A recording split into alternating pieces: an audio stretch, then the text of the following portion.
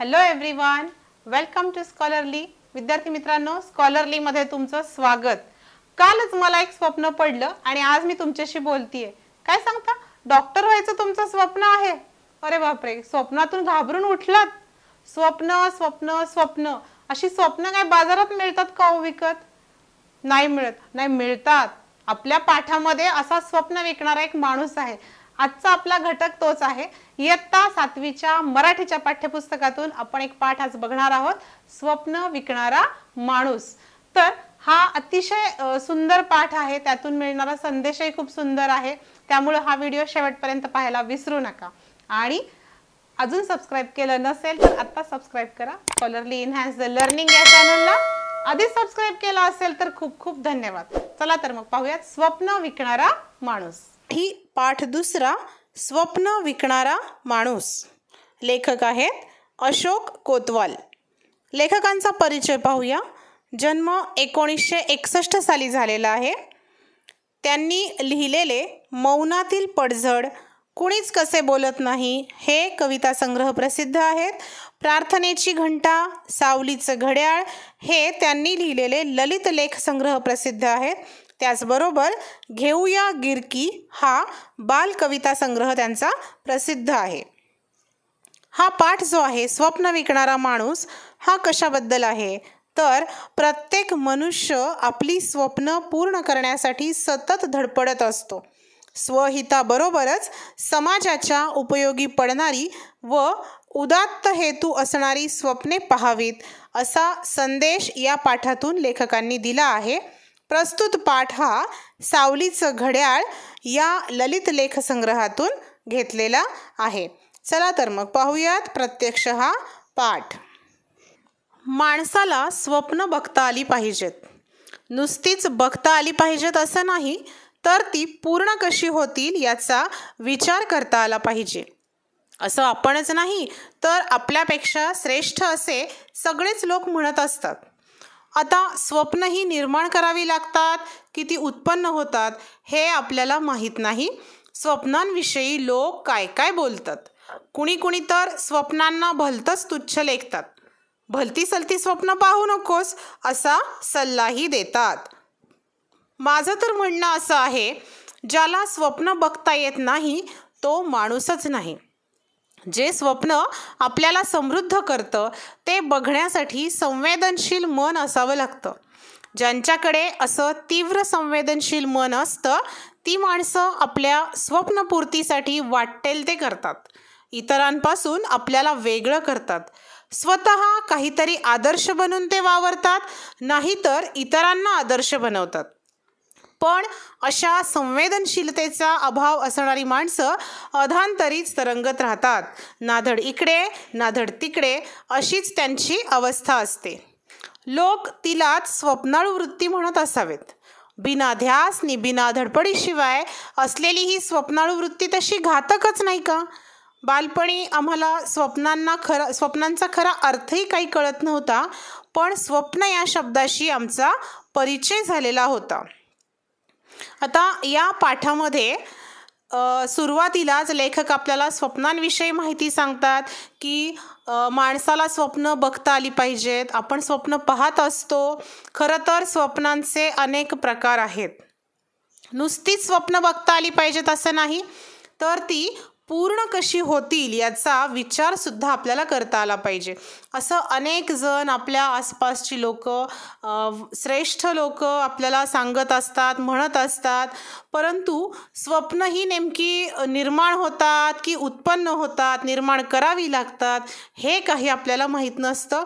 प्रत्येकजण स्वप्नाविषयी वेगवेगळ्या गोष्टी बोलत असतं. काही जणांच्या मते तर स्वप्नही फारच तुच्छ असतात.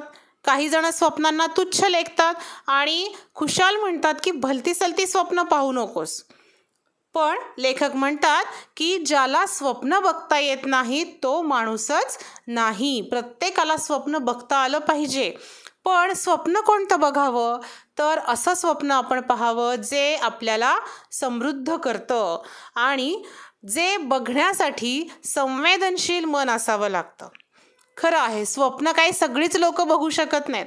ज्यांच्याकडे असं संवेदनशील मन असतं तीच माणसं काय करतात, आपल्या स्वप्नांच्या पूर्ततेसाठी वाटेल ते करतात, प्रचंड प्रयत्न करतात, अहोरात्र कष्ट करतात स्वप्न पूर्ण करण्यासाठी.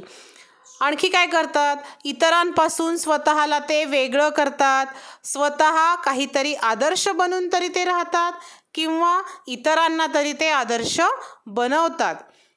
परंतु असा संवेदनशीलतेचा अभाव असणारी जी माणसं असतात ती मात्र अधांतरीच राहतात, अधांतरी तरंगतात. ना धड इकडे ना धड तिकडे अशी त्यांची अवस्था असते. आता या ओळींचा अर्थ काय होतो पहा. जी लोक संवेदनशील असतात असं म्हटले, याचा अर्थ आपल्या स्वप्नांच्या प्रती जी लोक जागरूक असतात तीच लोक काय करतात, चांगल्या प्रकारची उच्च प्रतीची स्वप्न तर पाहतातच, परंतु ती पूर्ण करण्यासाठी ते प्रयत्नशील असतात. पण जी लोक संवेदनशील नसतात, म्हणजे जी लोक त्या स्वप्नांच्या बाबतीत जागरूक नसतात, ती मात्र काय होतात, ती अधांतरीच राहतात. स्वप्न पडतं त्यांना, पाहतात, विसरून जातात, त्यासाठी कसलेही प्रयत्न ते करत नाहीत. आणि म्हणून त्यांची अवस्था कशी होते, तर नाधड इकडे नाधड तिकडे अशी त्यांची अवस्था होते. त्यालाच लोक स्वप्नाळू वृत्ती असं म्हणतात. कारण अशा लोकांकडे त्याचा ध्यासही नसतो आणि त्या ध्यासामुळे जी पूर्तता करण्यासाठी जी कष्ट करण्याची तयारी आहे ती त्यांच्याकडे नसते किंवा कसलीही धडपड त्यासाठी ते करत नाहीत. म्हणून अशी ही जी स्वप्नाळू वृत्ती आहे ती लेखकांच्या मते खरोखर घातक आहे. लेखक म्हणतात की लहानपणी बालपणी आम्हाला स्वप्नांचा अर्थही कळत नव्हता, पण स्वप्न या शब्दाशी मात्र आमचा परिचय झालेला होता. मग स्वप्नाचा कोणता अर्थ बालपणी लेखकांना कळाला होता. रात्री झोपलो म्हणजे आपल्याला झोपेत जे दिसतं ते स्वप्न असतं आणि ते काही खरं नसतं असं आम्हाला माहीत झालं होतं. हे बालपणीचं आहे की आपल्याला सांगितलेलं असतं स्वप्न म्हणजे काय, झोपेत आपल्याला जे दिसतं ते स्वप्न आणि ते काही खरं नसतं. आमच्या लहानपणी कोण्या एका गावाकडून एक स्वप्न विकणारा माणूस घोड्यावर बसून आमच्या गावाकडे यायचा. त्याच्या घोड्याचा टबडक टबडक आवाज आला की आम्ही आवाजाच्या दिशेनं धावत जायचो. आमचं आकर्षण घोडा बघणं हे असायचं, पण घोड्यासोबत मिशीतल्या मिशीत हसणाऱ्या त्या माणसालाही बघणं व्हायचं. कसा होता तो माणूस, त्याचं वर्णन केलेलं आहे पुढे. तलम रेशमी धोतर, त्यावर तसाच जरीचा सैलसर कुडता, डोक्याला लाल पांढरा फेटा, डोळ्यांवर चष्मा, पायात चांबडी बूट, गव्हाळ रंगाचा झुपकेदार मिशा असलेला हा माणूस होताही तसाच धिप्पाड. हा प्रश्न परीक्षेला नक्की येतो. स्वप्न विकणाऱ्या माणसाचे वर्णन करा. कसा होता तो, तर स्वप्न विकणारा हा माणूस घोड्यावर बसून गावात यायचा. त्याचबरोबर तो काय करायचा, ह्या छोट्या मुलांना पाहून हसायचा. त्याचं वर्णन असं केलेलं आहे. तलम रेशमी धोतर त्याचं होतं, त्यावर तसाच जरीचा सैलसर कुडता असायचा, डोक्याला लाल पांढरा फेटा, डोळ्यांवर चष्मा, पायात चांबडी बूट, गव्हाळ रंगाचा झुबकेदार मिशा असलेला असा धिप्पाड माणूस तो होता. या स्वप्न विकणाऱ्या माणसाची आम्हाला गंमतच वाटायची, शिवाय कुतूहल पण. छोटी छोटी मुलं होती. बालपणी काय असतं, आपल्याला बऱ्याच गोष्टींचं कुतूहल असतं. आपण त्याला उत्सुकता म्हणू शकतो, त्याविषयी जाणून घेण्याची. गावामध्ये हा माणूस घोड्यावर यायचा. एक तर घोड्याचं आकर्षण त्या मुलांना असायचं आणि शिवाय जसं वर्णन केले लेखकांनी तसं त्या पेहरावामधला हा माणूस जो होता त्याला बघण्याची सुद्धा मुलांना उत्सुकता असायची आणि गंमत वाटायची त्या माणसाची, त्याचं कुतूहलसुद्धा वाटायचं. त्यानं घोड्याच्या पाठीवर ठेवलेल्या मखमली कापडातल्या गाठोड्याकडे आम्ही कुतूहलानं बघायचो. घोड्यावर तो बसून यायचा. घोड्यावर तो काय आणायचा, तर एक मखमली कापडात बांधलेलं गाठोडं त्या घोड्यावर टाकलेलं असायचं. त्याबद्दल ह्या मुलांना उत्सुकता वाटायची. हा माणूस आमच्या गावच्या पिंपळाच्या पारावर थांबायचा. पाराला असलेल्या लोखंडी कडीला आपला घोडा बांधायचा. घोड्याच्या पाठीवर आणलेलं मखमली कापडातलं गाठोडं जवळ घेऊन चांबडी पिशवीतलं पाणी तो घटाघटा प्यायचा आणि मग ऐटीत झाडाच्या पारावर बसायचा. तेव्हा त्याच्या भोवती माणसांचा गराडा पडे. गराडा म्हणजे घोळका, गर्दी होत असे. त्यानं आजवर घोड्यावरून खूप प्रवास केलेला होता, कित्येक प्रदेश पाहिले होते, कित्येक डोंगरदऱ्या तुडवल्या होत्या, भिन्न स्वभावांची आणि भिन्न संस्कृतींची माणसं पाहिली होती. त्यामुळे त्याच्याकडे बोलण्यासारखं खूप काही असायचं. त्यानं अनुभवलेलं समृद्ध विश्व तो वेगवेगळ्या किस्स्यांनी रंगवून फुलवून सांगायचा. लोक त्याच्या गप्पांमध्ये स्वतःला विसरून जायचे.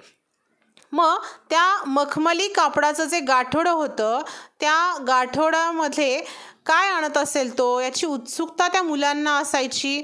तो गावात आल्यानंतर गावातल्या पिंपळाच्या पारावर तो थांबायचा आणि पाराला असलेल्या लोखंडी कडीला तो आपला घोडा बांधायचा. त्यानंतर त्याच्या पाठीवरचं ते गाठोडं जे होतं ते तो जवळ घ्यायचा. चांबडी पिशवीमधलं पाणी घटाघटा प्यायचं. आता ह्या सगळ्या गोष्टी ज्या आहेत ना, एकानंतर एक घडणाऱ्या, त्या आपण लक्षात ठेवायच्या आहेत. त्याच्यावर तुम्हाला स्वाध्यायामध्ये सुद्धा प्रश्न दिलेला आहे की क्रमानं त्या घटना आपल्याला लिहायच्या आहेत. मग पाणी पिऊन झाल्यानंतर तो ऐटीत झाडाच्या पारावर बसायचा. तो बसला की लोक त्याच्या भोवती गोळा होत असत, गर्दी करत असत. का बरं गर्दी करत असत? तर त्यानं आजवर खूप प्रवास केलेला होता, खूप सारे प्रदेश पाहिले होते आणि कित्येक डोंगरदऱ्या त्यानं तुडवल्या होत्या. म्हणजे त्यानं खूप तो फिरलेला होता. गप्पा मारण्यासारखं त्याच्याकडे भरपूर काही होतं. भिन्न स्वभावांची आणि भिन्न संस्कृतींची माणसं त्यानं पाहिली होती. त्यामुळं त्याच्याकडे बोलण्यासारखं खूप काही असायचं. त्यानं अनुभवलेलं समृद्ध विश्व तो वेगवेगळ्या किस्स्यांनी, किस्से म्हणजे छोट्या छोट्या गोष्टी रंगवून फुलवून तो लोकांना सांगायचा आणि लोकांना त्याच्या गप्पा ऐकायला खूप आवडायचं. त्याच्या त्या गप्पांमध्ये लोक स्वतःला विसरून जायचे. त्याचं ते भलतंच दिलखेच बडबडणं, दिलखेच म्हणजे आकर्षक, मनाला वेड लावणारं त्याचं जे बडबडणं होतं आणि स्वप्नात धुंद गुंगवणं होतं, ते लोकांना भारी आवडायचं. ऐकताना लोकांची मती कुंठित व्हायची. मती कुंठित होणे, विचार प्रक्रिया थांबणे किंवा काहीच न सुचणे, आपण ऐकतोय ते खरं की खोटं, या संभ्रमात हे लोक पडायचे. इतक्या छान छान गप्पा तो मारायचा, इतक्या वेगवेगळ्या प्रदेशातल्या लोकांचे किस्से तो सांगायचा की या छोट्या गावामधली जी लोकं होती, जी कधी जास्त गावाबाहेर पडलेली नव्हती, ज्यांनी जास्त काही असे अनुभव घेतलेले नव्हते, त्या लोकांसाठी हे सगळं नवीन असायचं आणि म्हणून लोक त्याच्या गप्पांमध्ये गुंगून जायचे. त्यांना त्या गप्पा ऐकायला खूप आवडायचं. आणि काही काही किस्से त्याचे असे ऐकायचे की त्यांना सुचायचंच नाही की आता हे काय असेल किंवा असं पण असतं का, असे प्रश्न देखील त्या लोकांना पडत असतील कदाचित. आणि आपण ऐकतोय ते खरं आहे का खोटं, या संभ्रमात, संभ्रम म्हणजे गोंधळ, ते पडायचे. बघा इथे चित्रामध्ये आपल्याला दिसतंय स्वप्न विकणारा तो माणूस तिथे उभा आहे. त्याचा पेहराव बघा कसा आहे, घोडा बांधलेला आहे लोखंडी कडीला आणि कपड्याचं गाठोडं त्याच्याजवळ दिसते. पायामध्ये चांबडी बूट आहेत, त्याच्या झुपकेदार मिशा आहेत, तलम कुर्ता आहे त्याचा आणि पिंपळाच्या पारावर उभं राहून तो सगळ्या लोकांना असे किस्से सांगत आहे. खाली बघा लोक दिसतात गप्पा ऐकताना त्याचे. ऐकताना लोक तल्लीन होऊन जायचे. तल्लीन होणे, गुंग होणे. त्याच्या त्या अनुभवी बोलातून लोकांना निरनिराळ्या प्रांतांची, रीतिरिवाजांची माहिती व्हायची. त्यानं वर्णन केलेल्या प्रांतात ते मनानंच भटकून येत. जणू काही आपण स्वप्नातच आहोत असं त्यांना वाटत राहायचं. मग बऱ्याच वेळानं तो ते मखमली कापडात बांधलेलं गाठोडं हळूच सोडायचा. त्यात काजू, बदाम, किसमिस, वेलदोडे, सुपारी, खारीक, खोबरं वगैरे असायचं. नाही म्हटलं तरी लोक घासाघीस करून छटाक पावशर विकत घ्यायचेच. कधी कधी तो गाठोड्यातला खाऊ सगळ्या टिंगू मुलांना मूठ मूठ वाटून द्यायचा. ऐकताना लोक तल्लीन होऊन जायचे. कारण की तो काय करायचा, त्याच्या अनुभवी बोलांमधून लोकांना निरनिराळ्या प्रांतांची माहिती द्यायचा, रीतिरिवाजांची माहिती द्यायचा आणि त्याच्या गप्पा ऐकताना लोकांना जणू काही आपण त्या प्रांतातच भटकून आलोय की काय असं वाटायचं. त्यांच्या डोळ्यांसमोर ते सगळे प्रसंग उभे राहायचे आणि जणू आपण स्वप्नातच आहोत असं या लोकांना वाटायचं. आणि मग बऱ्याच वेळाने हे सगळे किस्से सांगून झाल्यावर काय करायचा, तो हळूच मखमली कापडात बांधलेलं गाठोडं सोडायचा. काय बरं असायचं या गाठोड्यामध्ये? काजू होते, बदाम होते, किसमिस, वेलदोडे, सुपारी, खारीक, खोबरं, हा सगळा सुका मेवा त्या गाठोड्यामध्ये तो आणायचा. आणि लोक मग काय करायचे, घासाघीस करून का होईना छटाक पावशर त्याच्याकडून विकत घ्यायचे. कधी कधी तो काय करायचा, गाठोड्यातला खाऊ हा सगळ्या टिंगू म्हणजे छोट्या मुलांना मूठ मूठ तो वाटून द्यायचा. असा हा स्वप्न विकणारा माणूस होता. मुलांना मूठ मूठ वाटून द्यायचा. आम्हीही त्याच्यावर भलतेच खुश व्हायचो. तो निघून गेल्यावर मग लोक म्हणत, हा बडबड्या आला की आपल्यात तरतरी पेरून जातो. त्याच्या बोलण्यानं जगाची ओळख झाल्यासारखं वाटतं. आपलं दुःख काही काळापुरतं का होईना विसरल्यासारखं होतं. गोड गोड बोलून तो जसं त्याचं स्वप्नच आपल्या डोळ्यात उतरवून जातो. पुढे मग लोक त्याला सपन विक्याच म्हणू लागले. पहा, हा जो स्वप्न विकणारा माणूस जे म्हटलंय सुरुवातीला, स्वप्न विकत होता म्हणजे काय विकत होता? खरं तर सुकामेवा विकण्याचा त्याचा व्यवसाय होता. परंतु फक्त सुकामेवा तो व्यवसाय म्हणून विकत नव्हता, तर तो काय करायचा, लोकांशी गप्पा मारायचा. त्याचे जे अनुभव होते ते अनुभव लोकांना सांगायचा. त्यांनी ज्या ज्या प्रांतांमध्ये म्हणत असत, हा बडबड्या आला की आपल्यात तरतरी पेरून जातो. तरतरी पेरणे म्हणजे उत्साह निर्माण करणे. त्याच्या बोलण्यानं आपल्याला जगाची ओळख झाल्यासारखं वाटतं. आपलं दुःख काही काळापुरतं का होईना विसरल्यासारखं होतं. कारण एका वेगळ्या जगात तो लोकांना नेऊन सोडायचा. त्यामुळं रोजची सुखदुःख जी होती लोकांची ती लोक विसरून जात आणि त्याच्या गप्पांमध्येच ती गुंग होऊन जात. गोड गोड बोलून तो जसं त्याचं स्वप्नच आपल्या डोळ्यात उतरवून जातो असंही लोक त्याला म्हणत असत. खरोखर त्याचं तो जिथे जिथे फिरलेला आहे किंवा त्या सगळ्या अनुभवांमुळं लोकांना एक नवीन स्वप्नच तो जणू काही देऊन जायचा. म्हणून हळूहळू लोक त्याला सपन विक्या असं म्हणू लागले. सपन विक्या म्हणजे स्वप्न विकणारा. त्यालाही त्याचं काहीच वाटेना. तोही मग गमतीनं सपन घ्या सपन म्हणतच गावात शिरायचा आणि लोकांना रिझवून सुकामेवा विकायचा. रिझवणे म्हणजे मनोरंजन करणे, त्या ठिकाणी लोकांची करमणूक करणे. लोकांना त्या ठिकाणी करमणूक करून तो सुकामेवा विकायचा. एके दिवशी काय झालं की कळालंच नाही लोकांना, पण हळूहळू तो सपन विक्या गावात यायचा बंद झाला. अचानकच तो गावात यायचा बंद झाला. आम्ही रोज त्याची आतुरतेनं वाट पाहायचो, पण तो यायचाच नाही. कधीतरी त्याचा विषय निघायचा आणि गावातले सगळे लोक त्याच्याविषयी भरभरून बोलायचे. महिने वर्ष उलटून गेली. काय झालं कळालं नाही लोकांना. हा जो सपन विक्या गावात येत होता, त्यांच्याशी गप्पा मारत होता, त्यांची करमणूक करत होता, तो अचानकच गावात यायचा बंद झाला. लोक रोज त्याची वाट पाहायचे, छोटी मुलं वाट पाहायची, पण तो यायचा नाही. मग त्याच्याविषयी गप्पा निघायच्या. विषय निघाला की लोक त्याच्याविषयी खूप बोलायचे, भरभरून बोलायचे. अशीच काही वर्ष निघून गेली, महिने निघून गेले आणि एके दिवशी अचानक एक तरुण गावात आला. गावातल्या पारावर बसला. गावातील पारावर बसलेले लोक त्याच्याकडे टकामक्का पाहू लागले. टकामक्का पाहणे म्हणजे एकटक पाहणे. तो तरुण सपन विक्यासारखाच दिसत होता.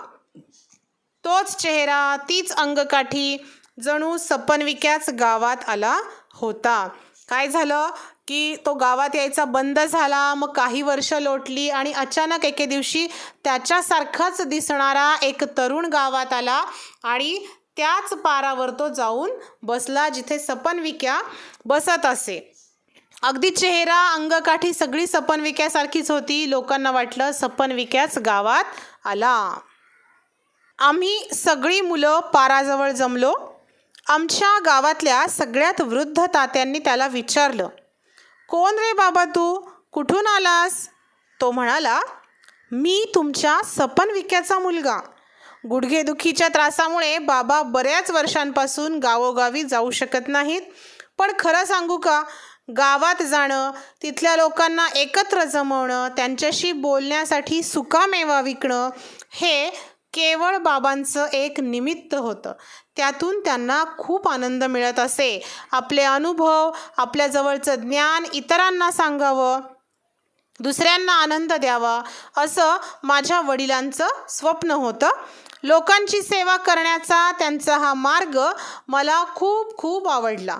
नुकतंच माझं वैद्यकीय शिक्षण पूर्ण झालं आहे.